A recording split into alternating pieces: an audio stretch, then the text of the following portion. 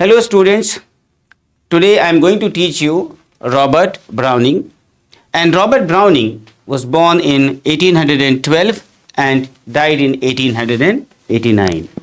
So note this thing out, because whenever we start any poet, dramatist or novelist, the date of birth is required to understand the age in which he was born and in the age he was a poet or he was a man of letters.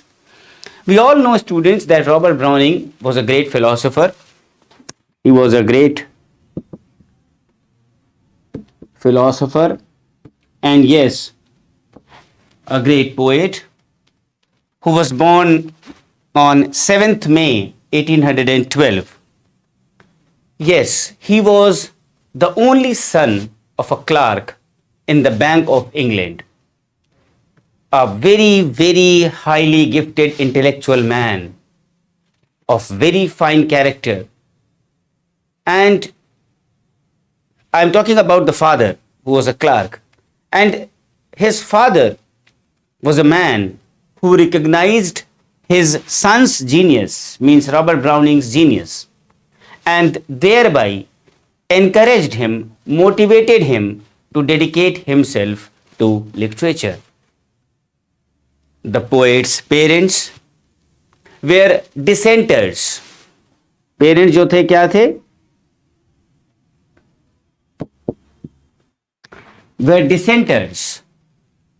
A circumstance which excluded Robert Browning from public schools and the universities because their parents were dissenters. His education was therefore almost wholly private.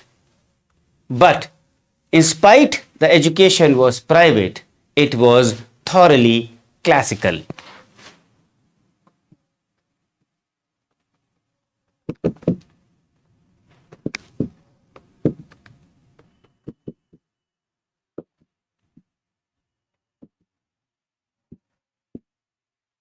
But classical. He became a lover of music. He was very much proficient in music, and he could even ride, fence, box, as well as dance.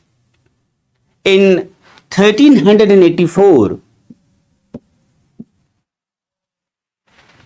Browning visited Russia.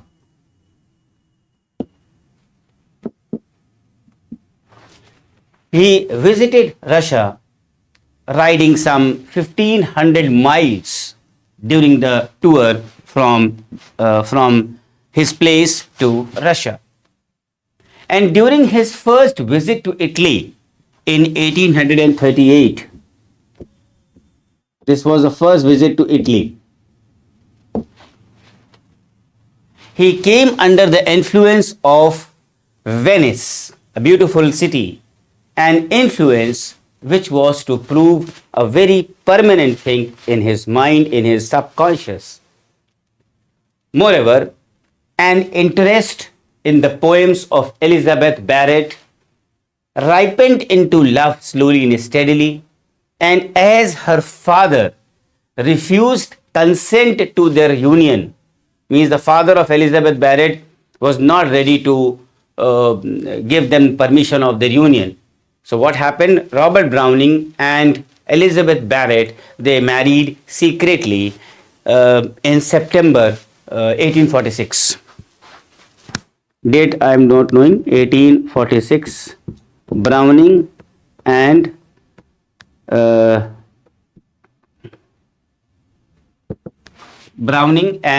Elizabeth Barrett. इसीलिए बाद में when she became wife of Browning, she became Elizabeth Barrett Browning. So this was the date of, but that too they married secretly because the father did not give consent. And after marriage, they eloped to भाग गए Italy. Mrs. Browning now was 6 years older than her husband. 6 साल उनसे वो बड़ी थी. Now, this is uh, the minimum details which is required for the understanding of Robert Browning.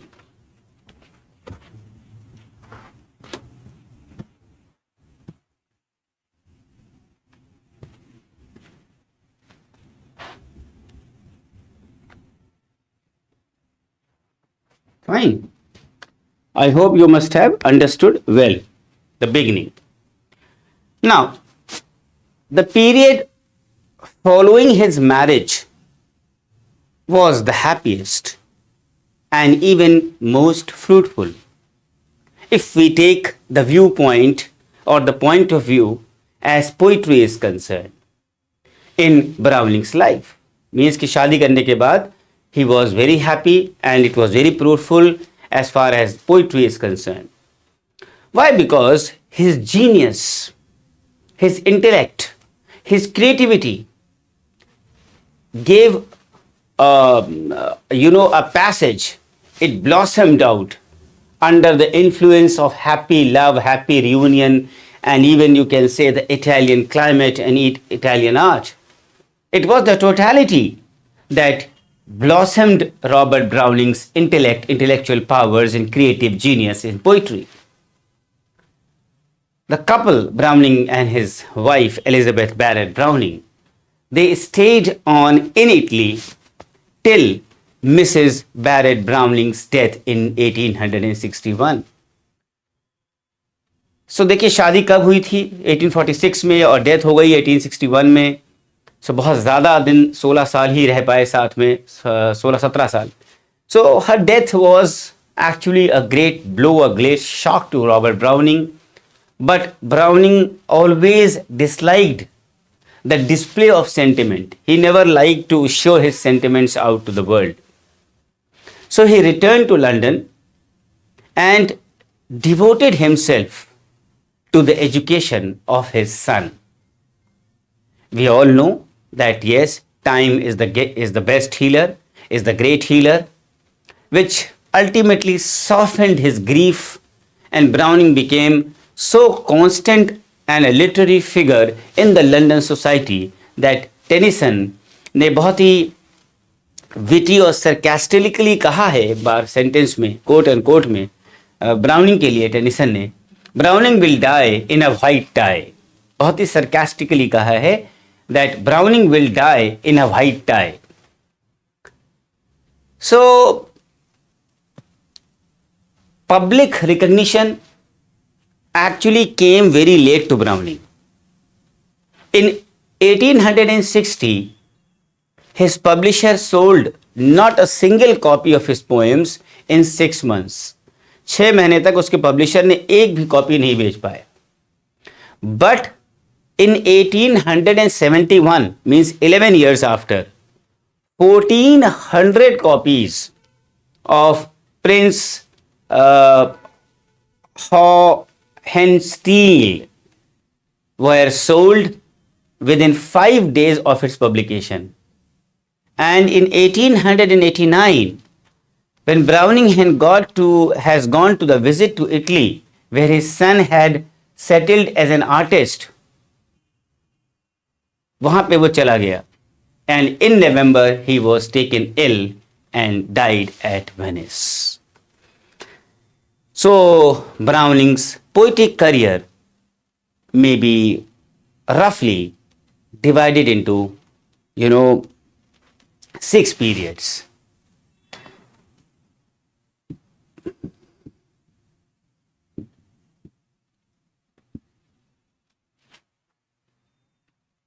That is, पहला जो period है 1833 to 1840. This is Browning's first period. This is also known as the experimental period. Every scholar, poet, novelist or dramatist in the initial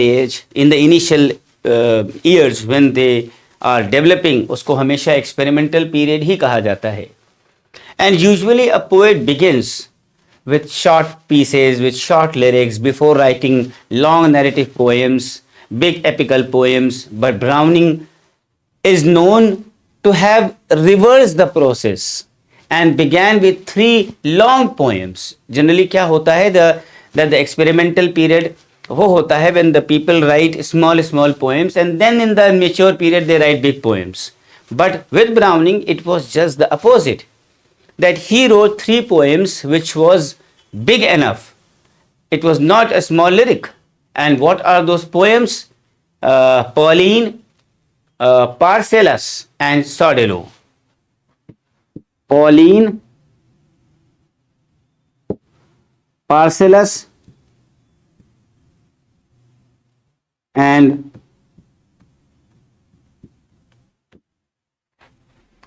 Sordello. Poems which were full of confused riches but have cast into prolix and shapeless forms. Pauline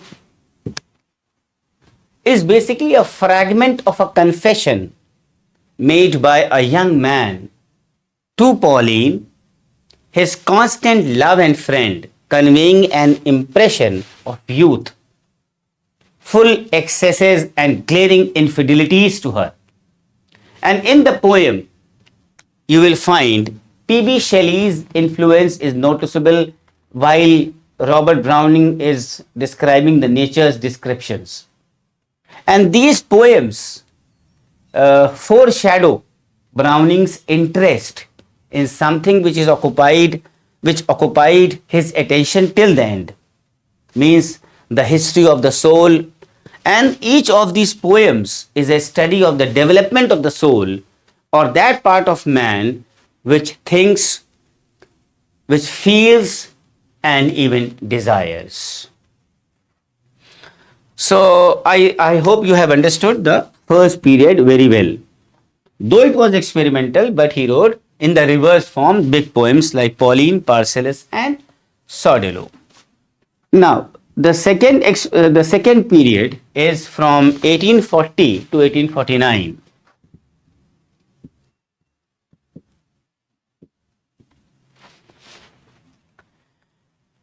So, dear students, in this period, Browning's talent, he was undoubtedly a talented man. So, his talent clears up, paves the path upwards in a very magnificent way. And we all know that after experimenting with a number of dramas also, he discovered the form which most suits to his genius. And that is the shorter monologue or the dramatic lyric. The shorter monologue, or we can say the dramatic lyric, which enabled him to combine the narrative with the study of the soul and mind, and which fascinated him also very, very deeply. And this was, students, a novel form. Novel मतलब होता है नया रूप था, in which he liked to depict his novel reading of a man, to tell a soul's history in an episode of an hour. And he was less able to present character in action, stopping short at attention or thought before it matures into action. And Browning was interested in the drama of the inner world of the soul. So that was his second period of his poetic career. Now, जैसे देखा आपने 33 to 1840, 1840 to 1849, अब आता है the third period 1849 to 1869. 1849 to 1869, यहां मैं लिख देता हूं third period. Fine. What is this period, students? This is known as the Italian period.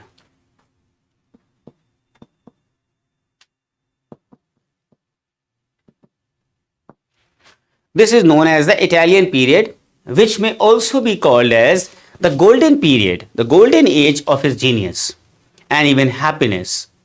The period which is considered to be his best and the most characteristic work.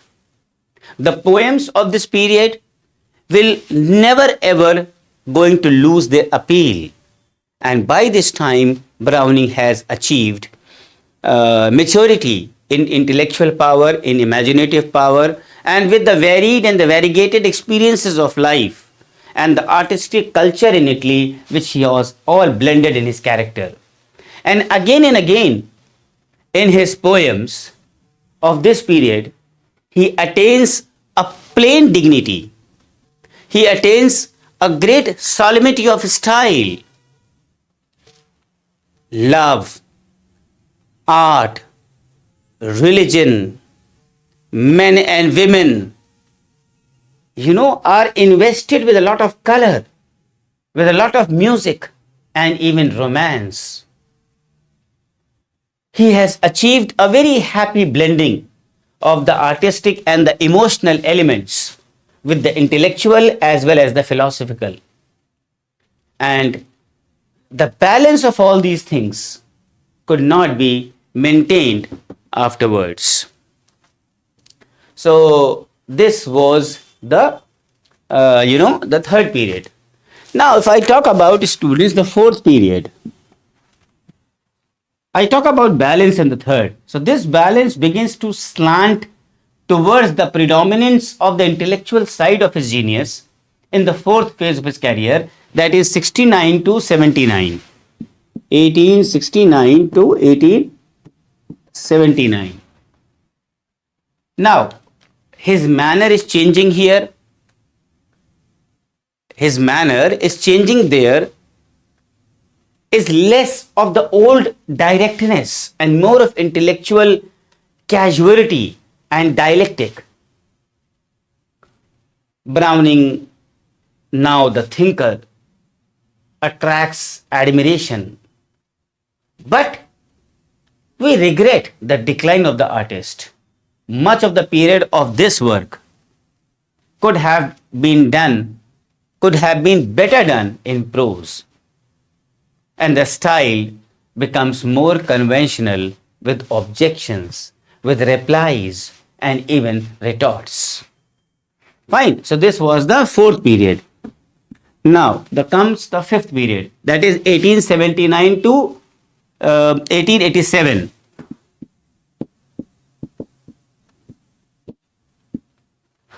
The fifth period, which is the next phase. This period shows further decline in poetic powers, जिसमें एक line कह सकते हैं coat and quote में, brains have overpowered poetry. Brains have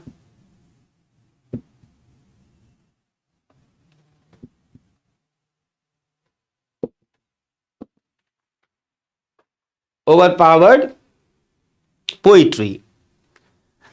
The intellectual element subdues the emotional as well as the imaginative.